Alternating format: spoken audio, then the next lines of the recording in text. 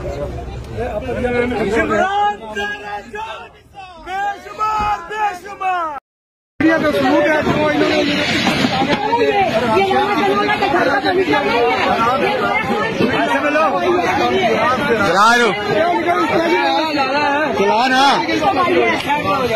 राणा कनौला के घर का फर्नीचर नहीं है।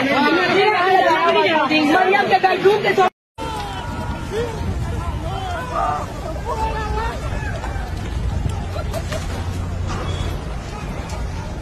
KFC के कार इस वक्त कारकुनान के पथराव की वजह से पीछे हट गई कश्मीर हाईवे से।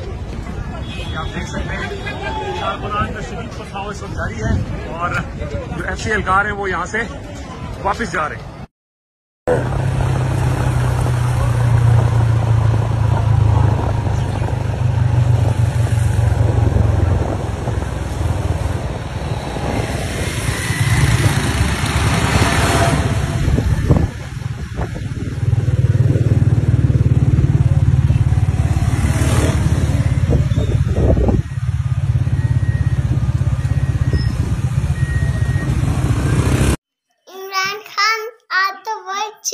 आज सबके लिए कुछ भी कहते हैं, बस सबको बहुत अच्छा लगता है। हम नन्ही बच्चे हाँ आपके साथ हैं, पर हम तो बहुत अच्छे हैं और आपसे बहुत प्यार करना चाहते हैं, पर आप तो हमें बहुत पहले से भी पसंद करते हैं। हम पहले से भी आपके बहुत अच्छे हैं, हम तो बच्चे आपसे प्यार करती हैं।